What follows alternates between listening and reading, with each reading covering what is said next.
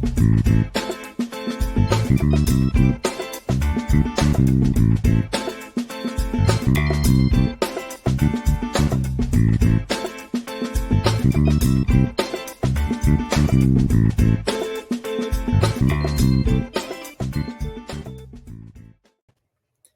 everyone, welcome back to Maker's Bar. I'm your host Troy Goldenberg. At Maker's Bar, we're trying to create 1 million leaders, and I'm here with one today.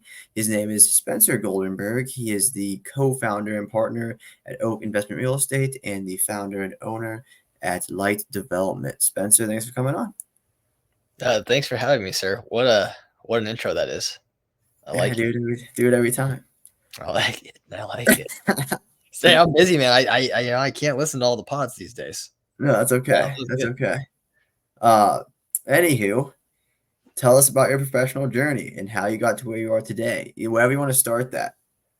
Okay. Well, I mean, should we acknowledge that we're related here? We are related. This is my older brother. If everyone wants to know that. Okay. Yeah. Yeah. Cool. So I'm gonna act like you. I'm gonna act like you don't know everything already, and we haven't had 17 However you want to take it. conversations. Yeah. Well, you're gonna have to stop me in terms of you tell me if I'm going too far back. So I'm gonna say kind of start how I got to Omaha, because to me that's kind of when start my there. journey began. So went to the University of Kansas, journalism major. I actually wanted to, I was into the broadcast stuff, and then halfway through journalism school, I was just like, I just don't think the news and info side is what I'm gonna do. So then I went to the other side of journalism, which was PR, advertising, marketing, that kind of stuff. So got that, and I'm gonna say didn't really learn too much. But I did find a wife my senior year, and she happened to be from Omaha. So after school, she got a very good job opportunity in Omaha. I had a job in Kansas City that I had for about 5-ish months, and it was not as good as hers. So I quit and moved to Omaha, and without a job. And that's probably really when it all began. So what I learned from the first job was that I didn't like that industry, and that the only person that I really connected with, or just had admiration, I wanted to be like them, was the owner of the company, who didn't even live in Kansas City at the time. He lived, it was just a branch. The company was just a branch in Kansas City, but there was a couple videos and stuff with them and all that stuff. So I was like, I also learned I just wasn't probably going to be the best employee in the world. Kind of, that was an early sign that I was going to really have to try and figure out how to do my own things if I wanted to reach the goals that I had. And so moved to Omaha, didn't know what to do. So I got another job for about 1.5 years in the sales industry. And that's and the guy who helped me find the job said, "Hey, Spencer, this won't be your forever job. It's going to help you just get a foundation and base in the new city. You make a little bit of money, you figure out what you want to do." I was like, all right, that's perfect. But the most important thing from that job is I learned how to cold call, because I had to make 50 cold calls a day. And it was in the credit card processing industry, which is not the most exciting thing to do cold calls for. But I did that. That's really where I planned my life, was taking some extended breaks, walking around the office Park Lake, and just planning and thinking and making phone calls with friends and telling them ideas and just how to execute and all that stuff. And that's when I decided commercial real estate is what I realized was that I had ideas, and that I felt like they were good ideas, but I would start the process of A, B, C, and I would kind of just get stuck. And then, or just I would find out that this actually isn't what I want to do.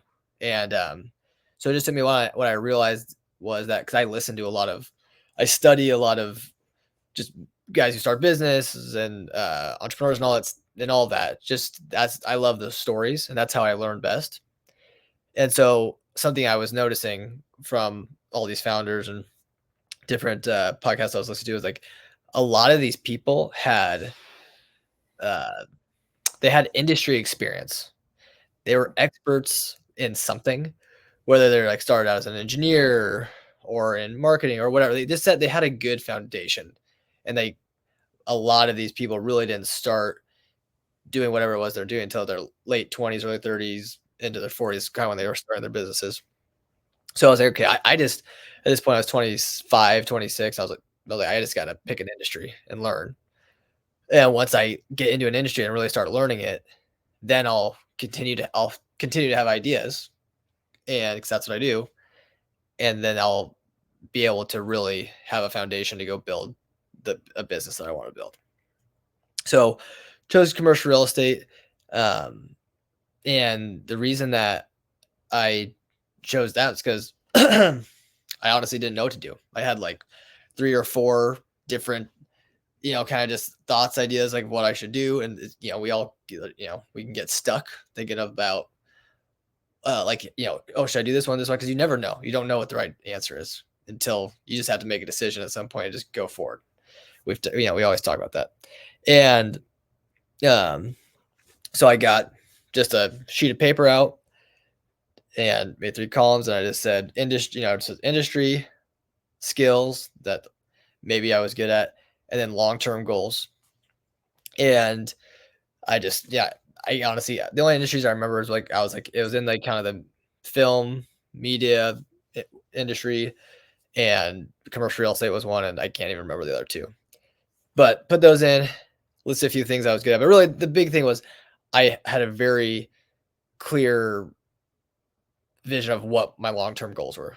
And they were to make generational wealth, to be creative every day, to make a positive, like lasting impact in the community that I lived in, and to just just to do what I want to do, have the freedom part, you know, and like so, and have a big family. Those are the things. Those were the things.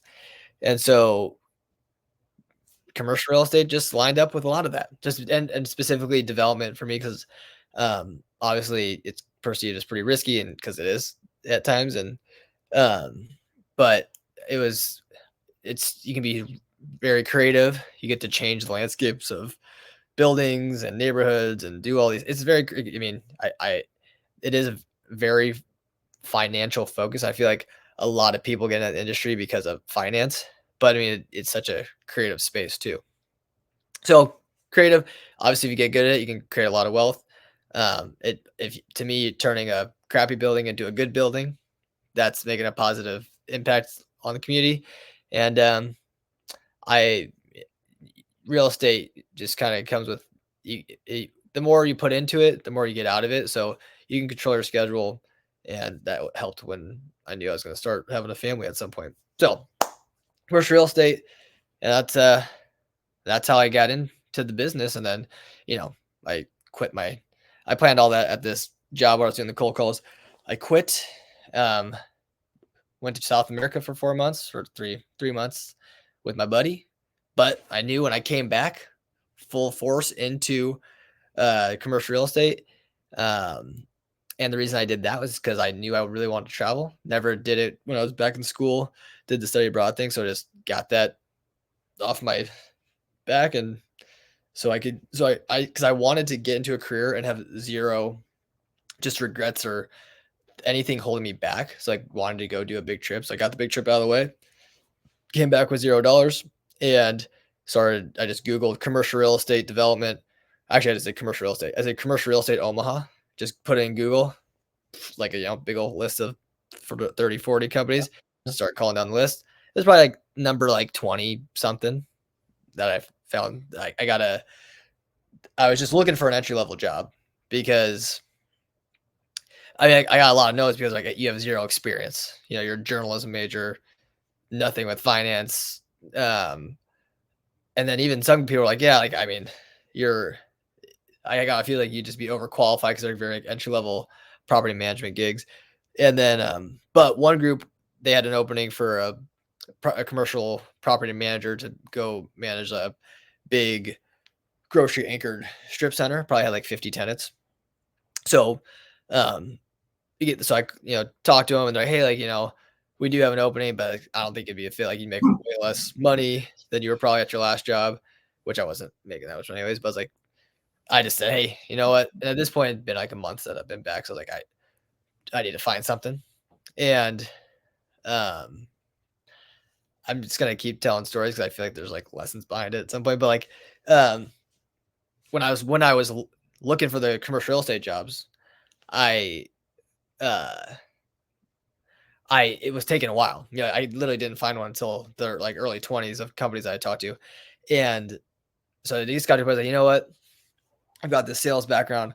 I'll just go to one of like the tech sales companies in town. There's like 3 cool ones. And I'll just go do an entry level sales there and I'll make money and then I'll invest in real estate. I was literally like already deviating from the plan.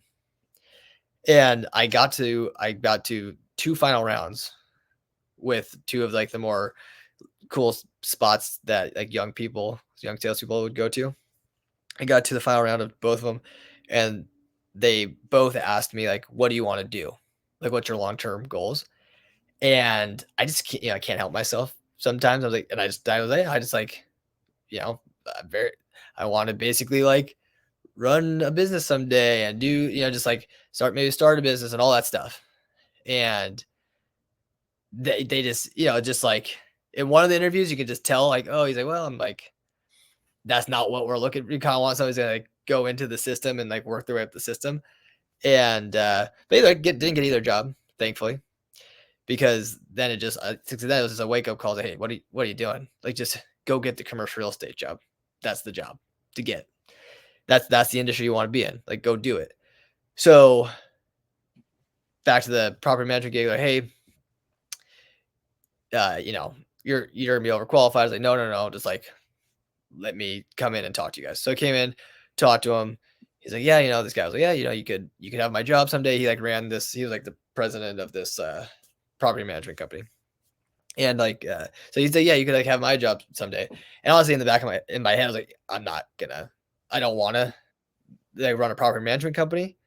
But whatever. I just learned my lesson. Just like, okay, like I need a job. I was like, you know what? That sounds great. Let's do that.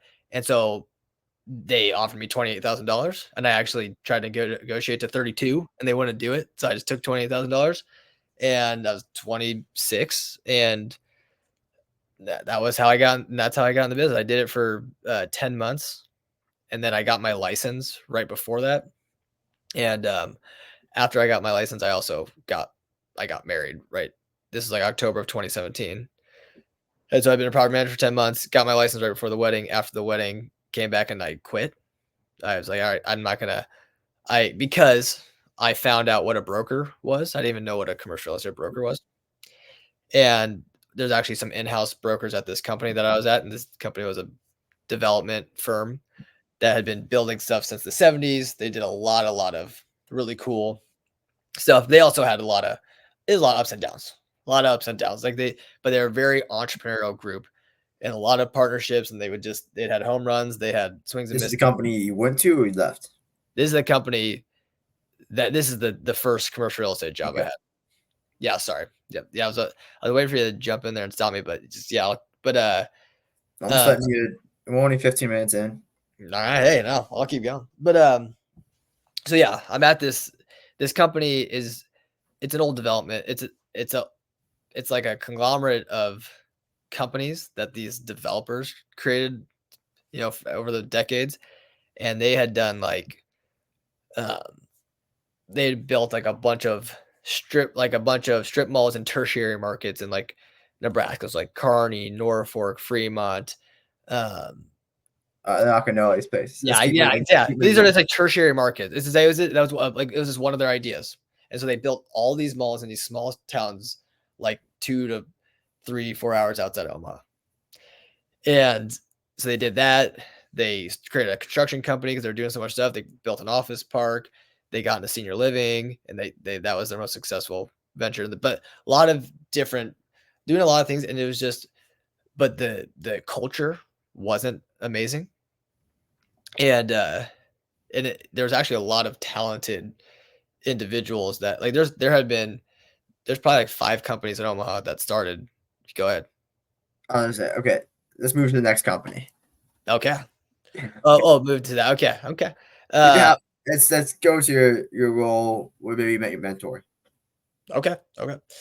Um, so broker at this. So I became a broker at this um, developer company. They had a couple in-house brokers. So I found out what a broker was, became a broker, and then from there, I I was struggling very hard because it's kind of on an island, trying to do my own stuff. Didn't have any real guidance in brokerage.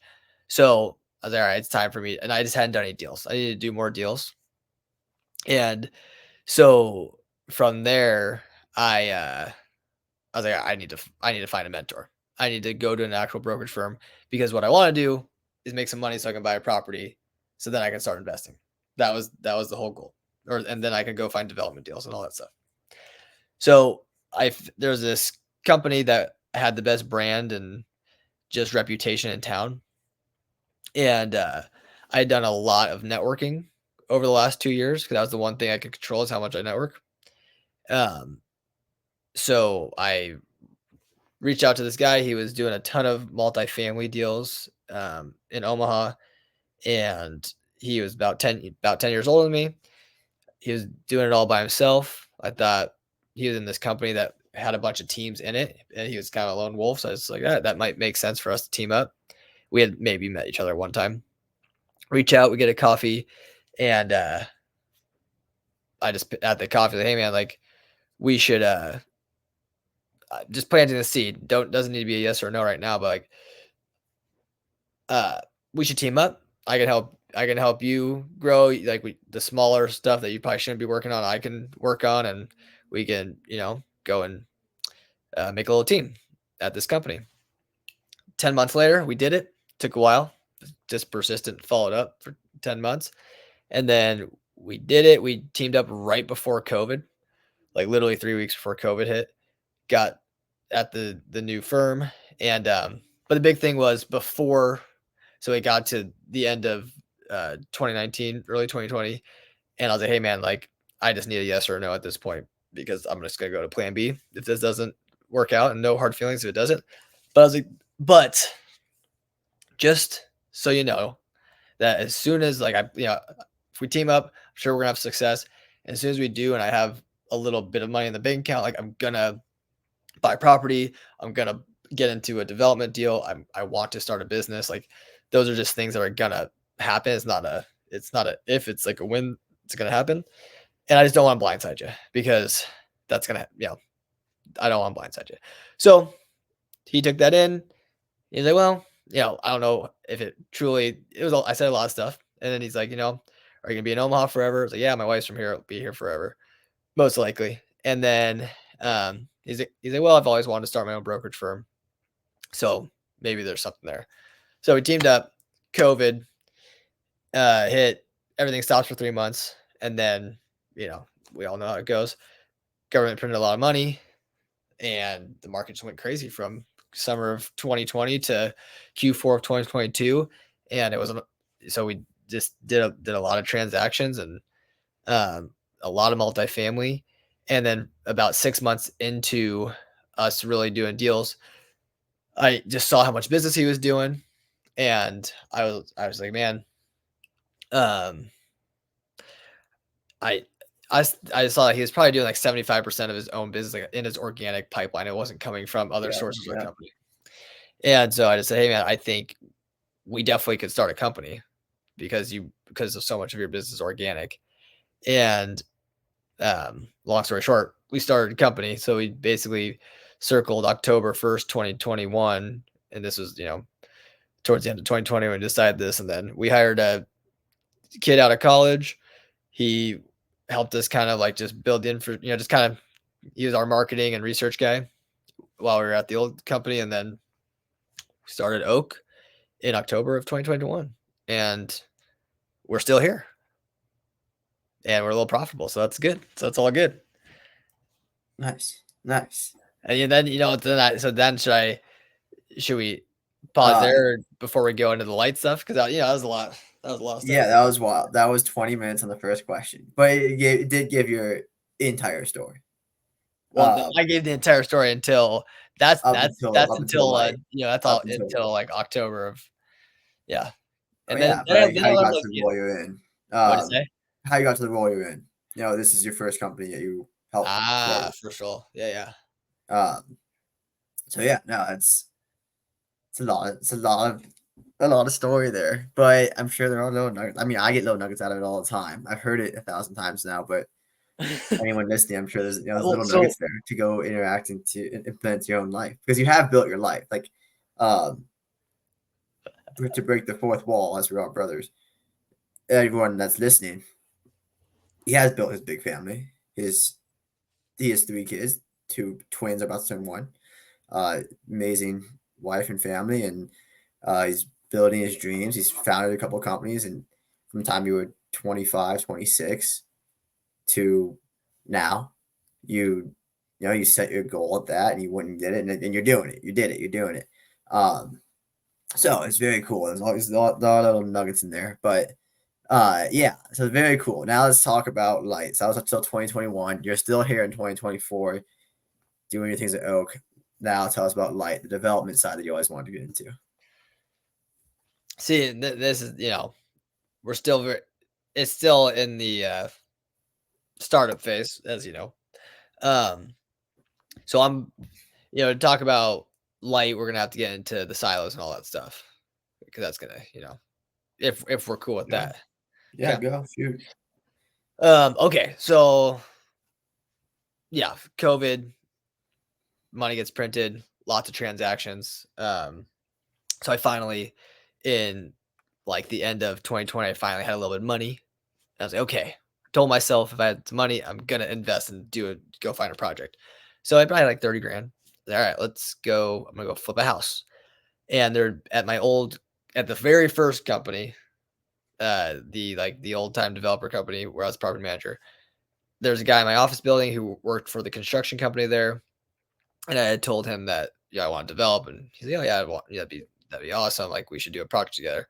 So he'd always been the guy I would bring in. So me and him, we flipped a house, and we brought in a third partner who was a civil engineer because he thought like, hey, a broker, a guy who works with a good GC, and a civil would be a very good development team.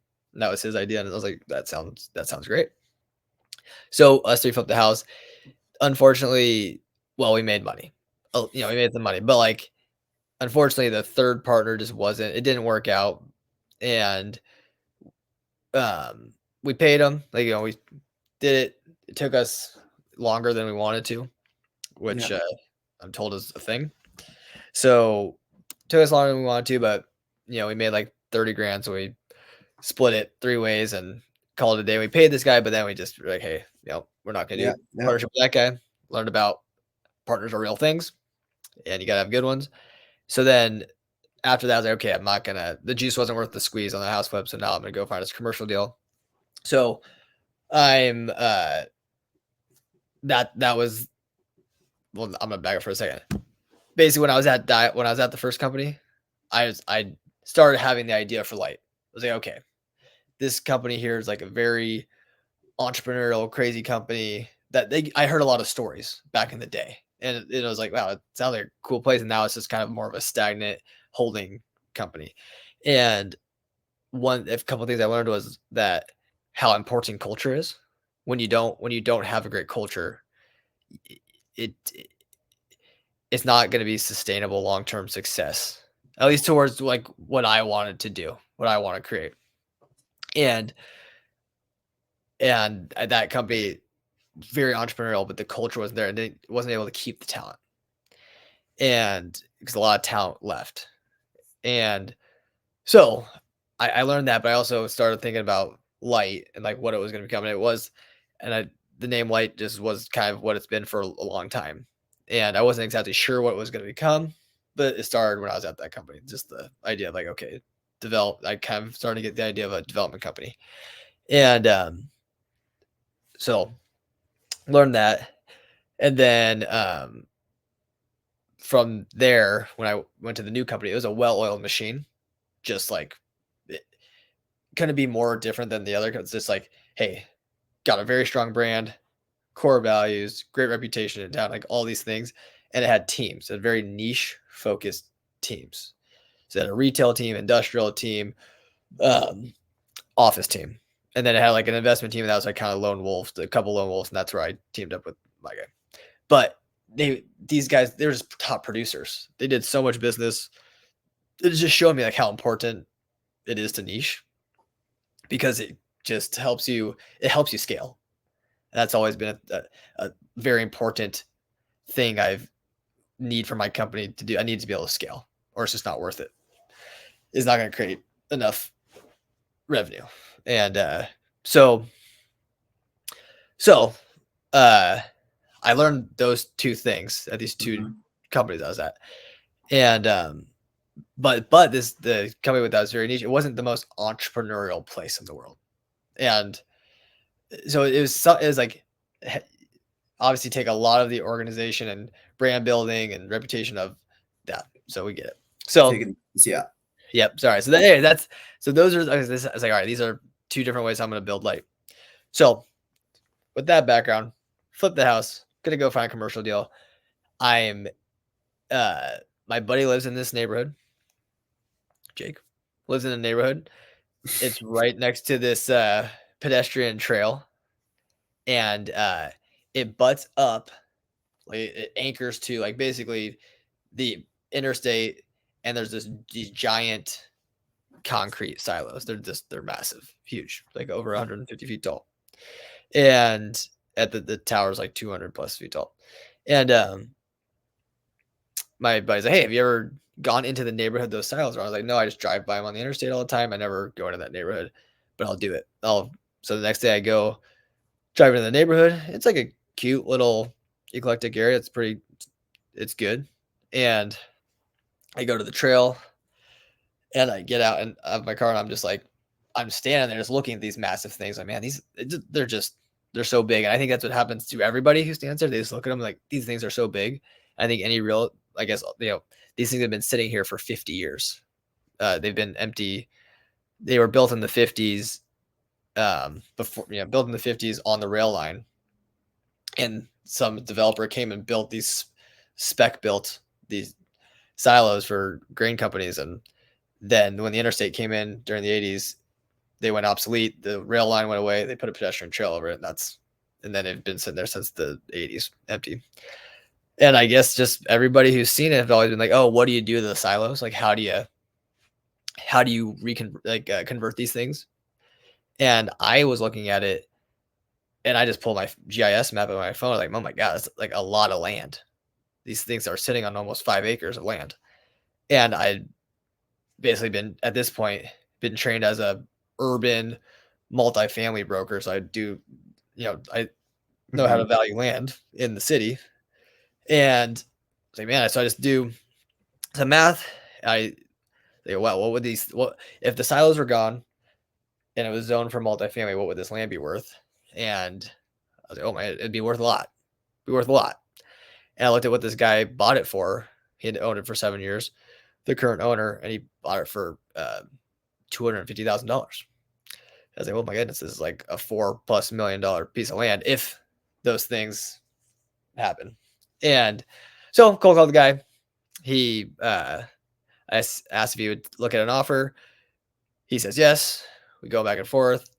End up buying them for $450,000 with a 60-day close. I wanted a 6-month close.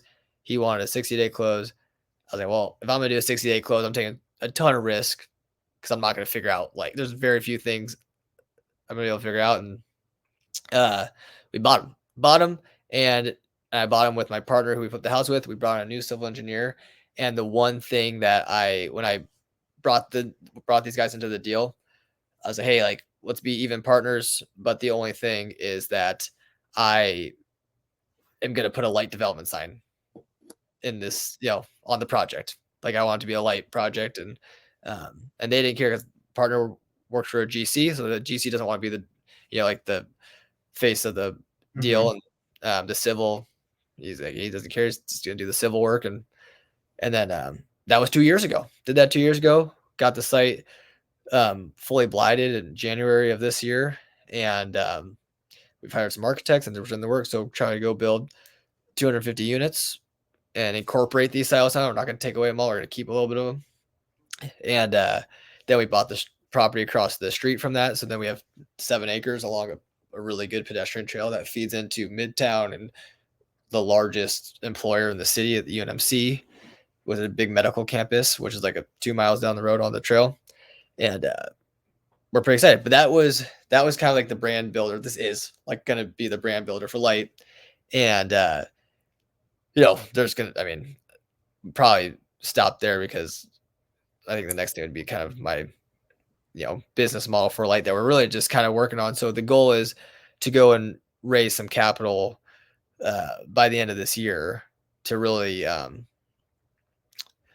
build out the infrastructure of Lite, and that's kind of where I'm at. But I brought in a couple of partners to really help me build it, turn it into a business, not just development projects, to actually figure out how to turn the idea into a business. So I recruited a guy who's been a CFO at a couple of companies to kind of be my main person to partner with and help, and slowly just bringing in some other people and pieces to help make it possible.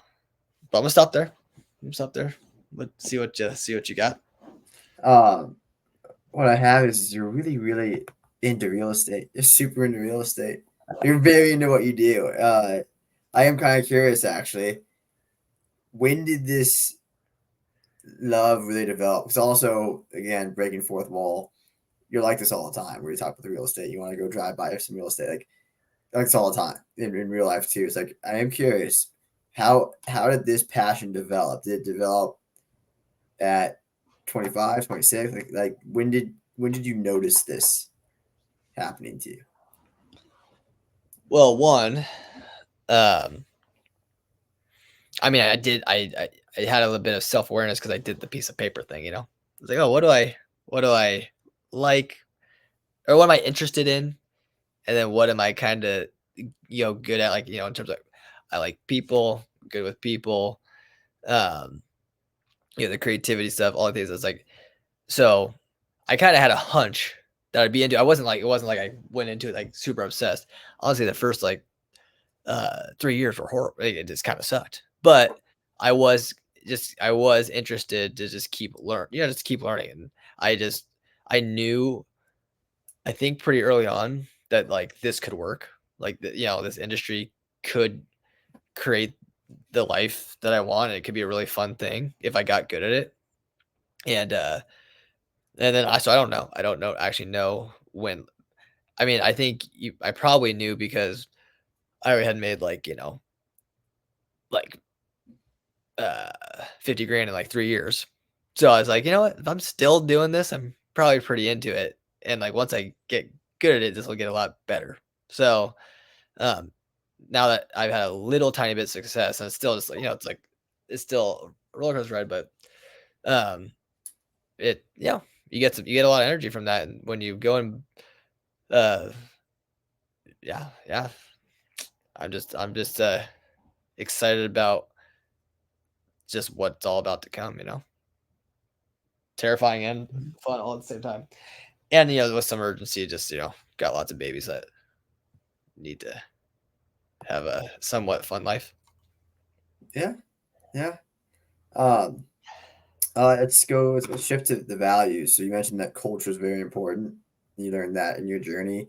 What are some key values that your company and Oak represents, and how do you ensure they're upheld in both Oak and Light?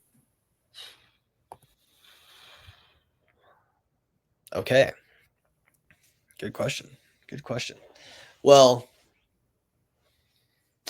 Oak's main thing is growth.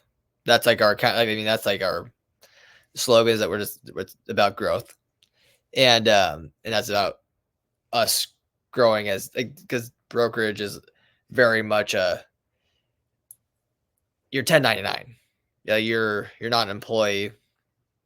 You just hang your license at Oak, and Oak has a couple of employees, but it's all about brokerage, and so these brokers are just like they're individual businesses, and our hope is that we are a company that helps these individuals grow and become the best versions of themselves, who they want to become, as and so that's very important. So we have business coaches. We have a business coach that we meet with uh, every other Friday as a team. And we're we've been pretty intentional about who we brought on. There's only 8 of us.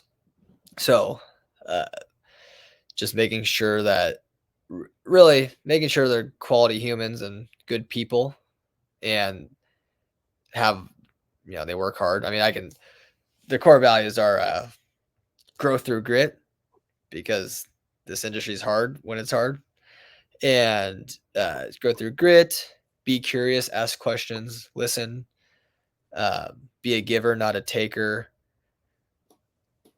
do what is right, not what is easy. And then think big, start small, act now. Those are our 5 core values. So I mean, like, it's one of those things, like, it's on in every, our coach meeting, it's like right on the page that we take notes on, and yeah, and you just gotta live it. Just gotta live it. I mean, our leaders are really, like, the guy, the main partner, very good person, not greedy at all, very much a giver, and that's a trickle. I mean, that trickle downs, So Yeah, I think that that's makes probably, sense. probably it. I like it. I like it. I like that last one a lot too. Uh, dream big, start small, act now. I think it's a good way to go with the day to day in life. I agree. It's actually Uh, think big, start small, act now, but I like the dream big. I oh, like is it think big? Oh, okay. it's think big, but I like Yeah, dream it's big. I similar. like It's dream. similar. But Yeah. Right. I like that. And then, how do you define success for yourself and in your business? How does Oak define success? How do you define success? How does Oak define as success? Um, well,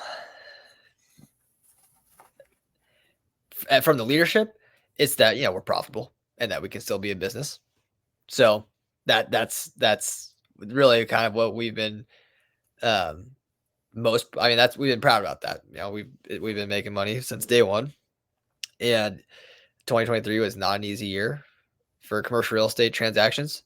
So it's uh, that's very important to keep the cash flow coming in, and but we keep, like, loosely KPIs, like, on our Friday meetings that we have KPIs, and it's just activity, just working hard, not being lazy, just putting in the work, and um, because we know that's gonna create success at some point. If you just consistently putting in the work, trying to get better, trying to grow, all like that's the most important thing to us.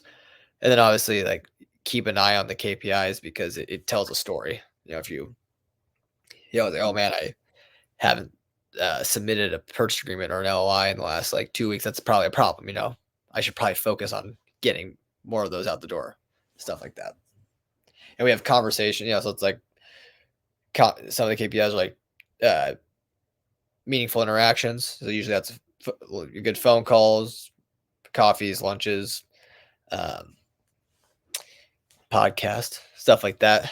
And so, I mean, I usually have about 20 to 30 of those a week. So, anyways, I've been pretty bad about tracking that lately, but I have been relatively good over the last few years of keeping track of that. And you don't even go back, but it's probably one of those things that would be healthy to go back and just kind of see, like, who did I talk to over the last year. Probably a very healthy exercise to do. When in like in general, like everyone you've talked to, or in business? What do you mean? Like what KPI do I keep for like meaningful interactions? Yeah, like when you say reflect and go back on who you talked to over the last year. Well, I mean the KPI we literally I we guess you keep do a both. spreadsheet. We keep a spreadsheet. No, I just do this for work. It's like, okay, who did I talk to this week? I don't even say what we talked about. I just keep a list like who did I talk to this week, you know, and and then on Fridays we reflect from the whole week, and then we talk about a couple of our um, meetings that we had that were like just good, positive, interesting meetings. But I'm just saying, if you because we track that. I mean, I probably have the last 2 years since we've been doing this of who I like weekly to bi-weekly. I've put like the names of who I've talked to over those past weeks, and I'm just so we all have that at Oak. So it's like we went back and just like worked back because so much of sales is just following up. It's just so much is follow up, and because most people don't, and so I'm just saying that would be that might be something I implement. Mm. Thanks, Troy. Appreciate that. You're welcome. One question about your leadership, real quick, leadership and management style. Yes. How would you describe it? How would you describe the leadership style, and how has it evolved over the years from the beginning of your journey to now, where you actually have you've 8 members of this team, and you're one of the leaders of the team? Well, it's interesting. I've never really.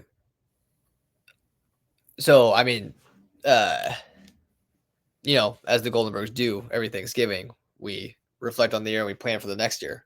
So if you remember this last year, I was like all these things that I want to accomplish with the family, business, community, and my like physical stuff, like the physical challenges, the working out. Um, I was like, there's like literally only one way this is all going to be possible. Building this business and doing all these things, it's just becoming, just really understanding leadership and becoming the best leader that I could become. So it's just that's kind of been my whole theme of the year. It's just like learn how to be a good leader. So been reading books and different things and all that stuff. And I mean, um, for my style, I mean, I don't yell.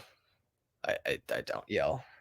And well, I yell. I do. But honestly, the last person I yelled at was you. Not gonna lie, I'm trying to think of who's the last I feel time I like you yelled. don't yell. I feel like you don't really yell. But I'm not a big. I don't yell. It's just I'm not like get mad at people because they didn't do something. Um, no, I just very positive. I try to bring the energy and like just like set the tone, but the tone is just like a positive energy. And obviously it's like accountability. Like if I'm not doing what I'm saying I'm gonna do, then how like can I hold anybody else accountable? And obviously I'm not perfect and it's you know, I can always get better, but I'd say just positive energy and um doing what I say I'm gonna do and um just I am a big dreamer and I do believe a lot is possible. So it's just like trying to and I have good self-belief, but I truly believe when I believe in somebody, like I do really do believe in them. And so I just want to make sure that they understand that they feel that and that they're not holding themselves back because I feel like a lot of people are the reason they hold themselves back because of something in their head and or some uncomfortable thing. And um that's I don't like being around that. That's not really my style. It's not acceptable. So it's like we're we're working towards we have big goals. We have missions. So like we're on the mission and I just make sure that like, hey, even if I'm babysitting my twins, I always say babysitting and they're my children. So it's like I am on twin duty because, like I need to be at the house and I'm still gonna probably like, you know, take a couple calls and get some stuff done. And like I still want, I'm still gonna call Garrett and the team, and hey, like, you know, let's keep working. And if I can't be there physically, then we'll get phone calls and we'll have good energy on the phone because phone energy is a real thing. A lot of business can just get a lot done through a phone call. So positive energy and accountability, kind of two main pillars I took from that. Self accountability. Sure, step. Yeah, positivity, accountability, self accountability. Trying to think. Belief, self belief. I just think like just like and just an urgency. You know, I just there's a lot to get done, and I'm not even close to the most efficient, version of myself yet. I still feel like there's a lot of just days go by quick, and there's like, man, there's just a lot to get done, and especially when you start having kids, like, I mean, months go by quick, and like, oh wow, that was a year. And there's just a lot of work to get done, and if you're going to accomplish the things you want to accomplish, and so you just have to have, it's a sense of urgency. But I think that kind of gets folded into the energy. It's not like a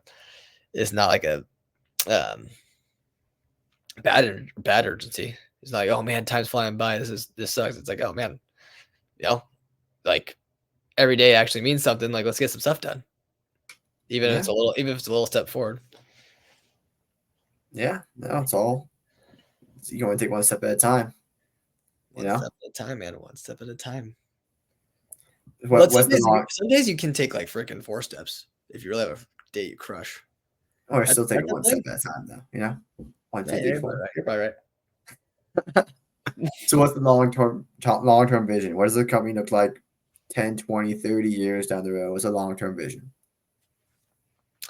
So that's a hard question for me to answer for Oak, because I am a minority part. I don't have that big of ownership. I'm a co-founder, but I'm not the main partner. So that's probably more. I want to help him create the company that he wants, and that, because I'm a pretty transparent person, so he knows about Lite, and he knows about that I want to do development, and I actually started renting the back office space of our building. Small rent, but like I don't work where all the brokers are.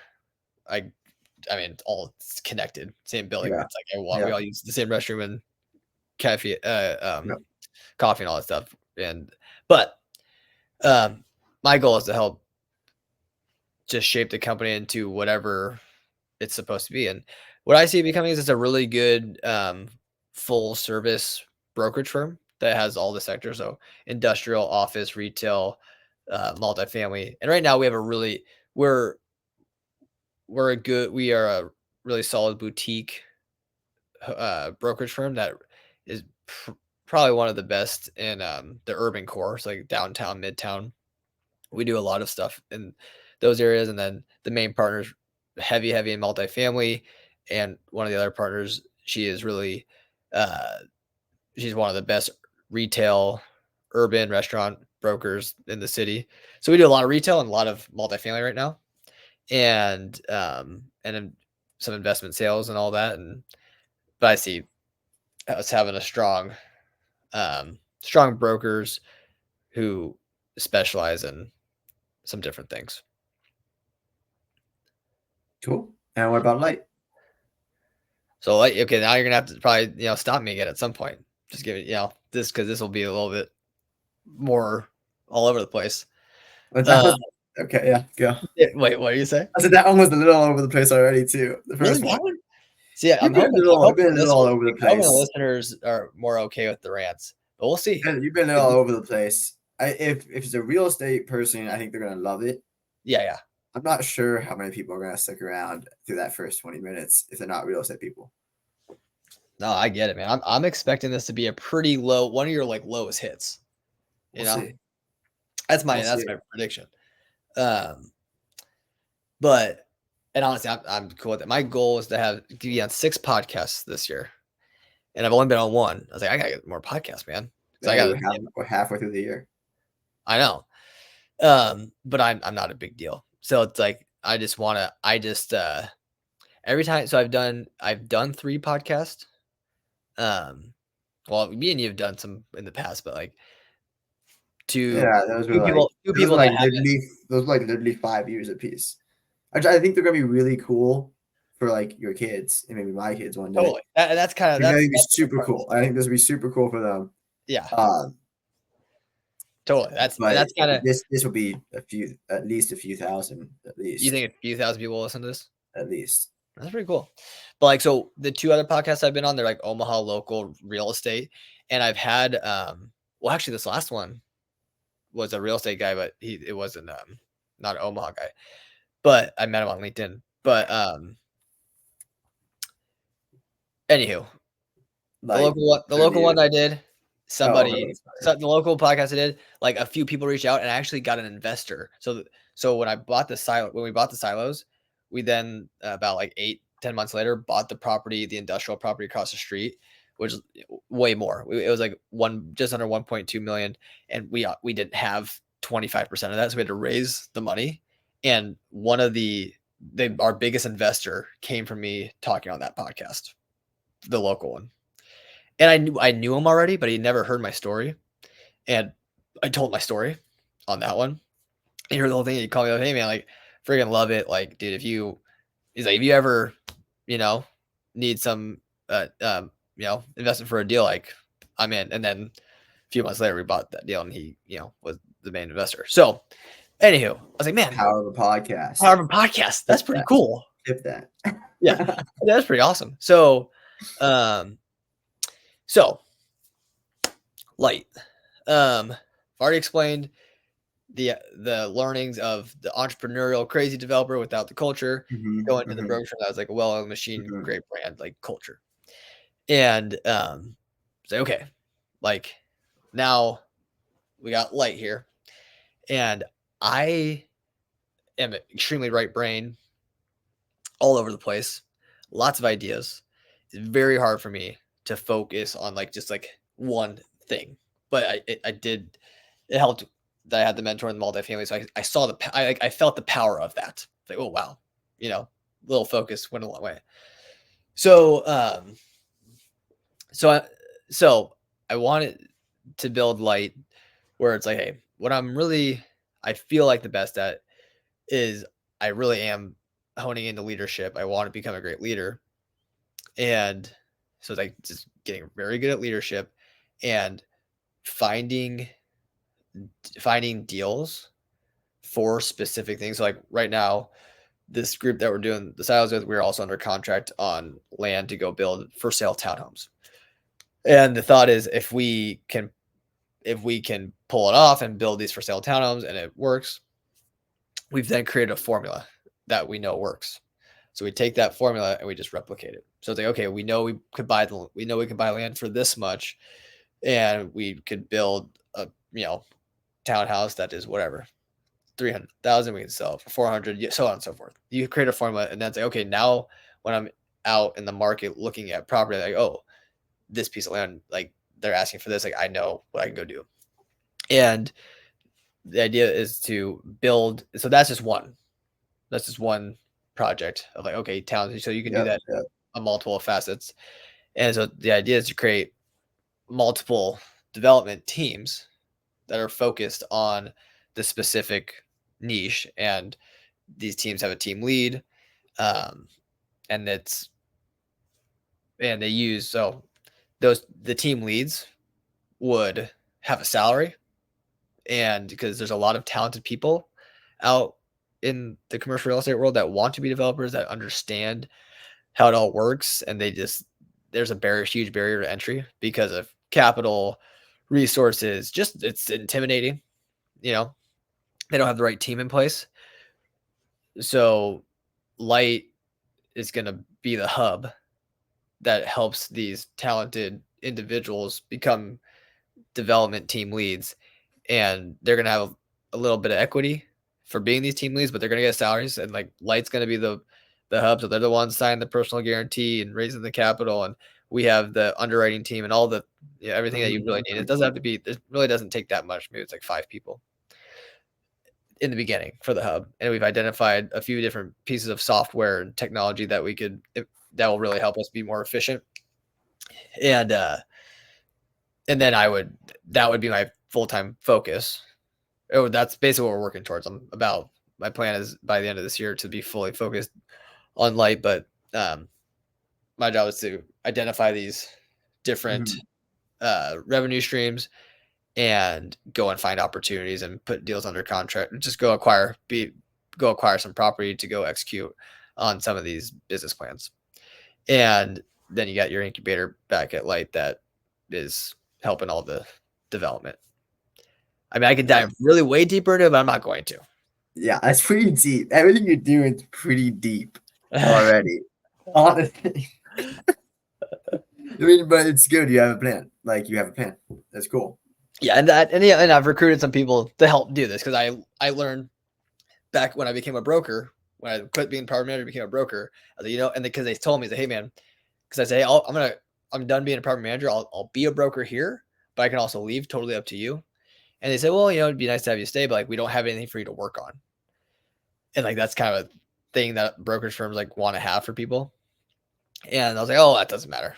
I'm good. I can do this. Yeah, I was cocky and I thought I could do it all by myself and start from scratch. And learned how hard that was. And shoot, I lost my train of thought to why I was even going to that rant. I'm not sure why you're going there. To be Oh, honest, you're good. Yeah. We're talking about Light I and know. the long-term vision. All right, so not details, big picture. 30 Yes, sir. years away, 40 years away. What does Light look like? Oh yeah, that was the question. Um, the idea is that Lite is a commercial real estate development, really like a world class incubator that has this hub of all the resources that one would need to do amazing commercial real estate projects. And um, the hope is that it's a relatively you know well run like big operation. But I don't want to use the word big. It's just everything you'd possibly need. It's like you have the in-house GC, the in-house architects and engineering and underwriting and capital raisers.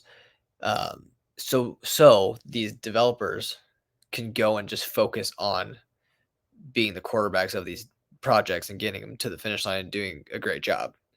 Um, because what I've noticed is that it's very hard for these like first generation real estate people to really get into development. It's very hard. Yeah, it's just because of everything I explained. So like the dream would be that like we identify very talented people who don't quite have a good entry point into development, but they have all the skills and talent in the world. And, we start attracting like just world-class talent to be Lite developers.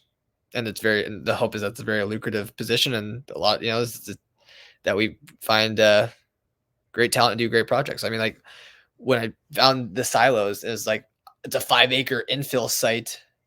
Then you can go build 250 units. It's like a $50 million project. And I've only flipped a house before that. And I wasn't with my hands. I just put the money, it's just like, that's kind of a crazy thing to do, but found the partners to do it. And I just, my partner, and I've thought about backing out, but my partner's like, why are we doing this? I was like, well, like, what's the goal of Lite? They asked me the same question. Like, what is the goal? It's like, well, it's to do amazing projects, like to do like world-class amazing project. That truly is the goal. And like, except my thought was like, hey, let's just sell it. We'll make a lot of money and we can just like take that money and like go do something smaller. And honestly, to my partner's credit, like, dude, this is your idea. This is your vision. Like, and they're so confident in the plan and the vision and that they can do the execution part. They're like, we got this. And it just like, and the question was like, this is what I want. Like, this is the whole vision of what Lite could become, is doing projects like this. And now it's here. So it's just time to do it. Yeah. Um, but again, one of the goals is to create generational wealth for me and my family. That was always a goal. Development. So it's like, if Lite can go and create all these teams, there's well-run teams and they're and they're all under the Lite umbrella. And Lite has 25 to 50% equity in all of these teams because they're the glue keeping it all together. And you have all these teams and they're scaling because that's a huge criteria is that these things you either need to be big projects or need to be able to Yeah, scale. Like yeah. you can go build the for sale townhomes or the industrial flex and all these things. That seems like a pretty cool. That seems like a very valuable company to me. Like it sounds like a massive pain in the ass, which it will be. It's gonna be very complicated,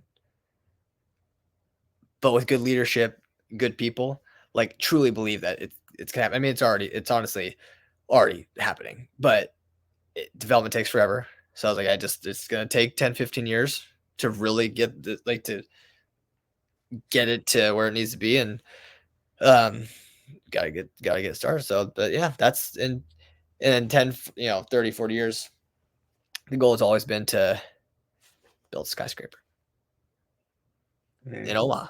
That was kind of where it's all that was where it all started. Like if I know that I've done what I want to do if I get a tower in the city. And yeah, that's the way I choose to think about it. Cool. Yeah, that's Cool. I it. like it. Yeah, A yeah. lot of detail still, but I liked it. I liked it a lot. Yeah. Well, You're just about it. I You're really figured that's about it. it. You're I really figured that's about the the goal. game. What'd you say? So you're really about the game. You're really about what you do. You Well, just you're just out I here. also feel like that's kind of what I think like what those are my favorite pods where it's like, people kind of just get into it.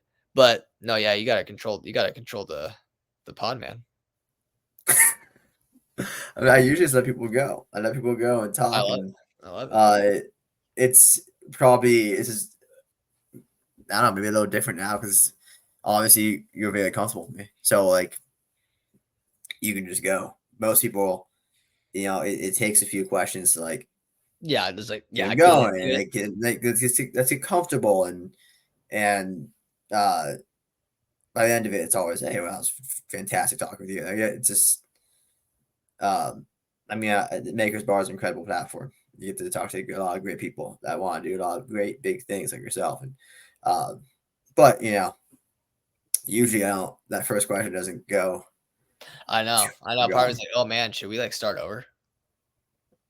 After that 20-minute rant, I was like, oh shoot, should we start over? But Um I was like 1 hour in. I don't know if I want to start over. no, no, no. I was just kidding. That's what I was thinking to myself. That's what I was Um thinking to myself. yeah, no. I'll give you some How long are these typically do they go? 40 minutes to an hour. Although I've seen we have other hosts now, Yeah.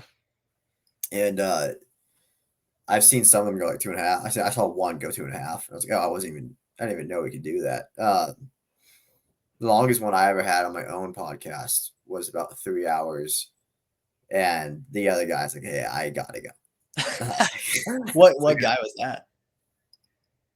um, I'll tell you about it off Yeah, yeah, yeah. there on next Offline call. bar. Yeah. I mean, Um, honestly, that's probably I mean, that would probably kinda hit it the stuff on light. I mean, at this point, I mean, unless we gotta get into the details, but I think that's pretty much the gist of it. So, um, just been having a lot of I mean, that's really just in the thick of it, really trying to go raise that capital by the end of the year.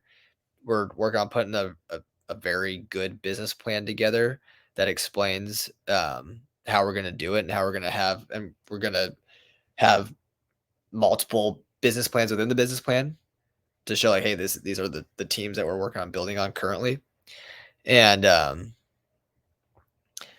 we'll see. I mean the goal is to really I picked like before Thanksgiving November 1 to raise it so then I can use that holiday season from basically Thanksgiving to after New Year's to really just like get set and settled in and for full-time light work. very cool. Looking forward to it. Looking forward to hearing all about it Yeah, on the see. day to day, even Yeah, we as can we talk do about talk. Uh, I guess real quick, and these are going to be quick. All it. right, No, not let's make them quick. Let's make detail. them quick. What advice would you give someone that is just starting out in your industry or aiming for a leadership position? I'm just gonna say in this industry, um, I'd say be committed to it because it's just going to take time no matter what. It's just going to take some time. And networking is very important.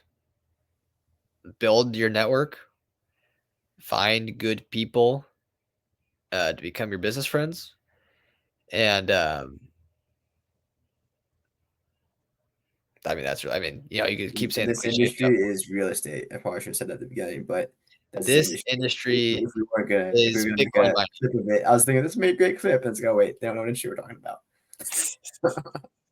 uh, and then I'll give you one more question. I'll let you get out of here since you already answered. What's coming down what's coming down the pipeline next 6 months. You already kind of touched on that. So my last question here would be: what resources, be that books, courses, mentors, have been instrumental in your personal and professional growth? Oh God.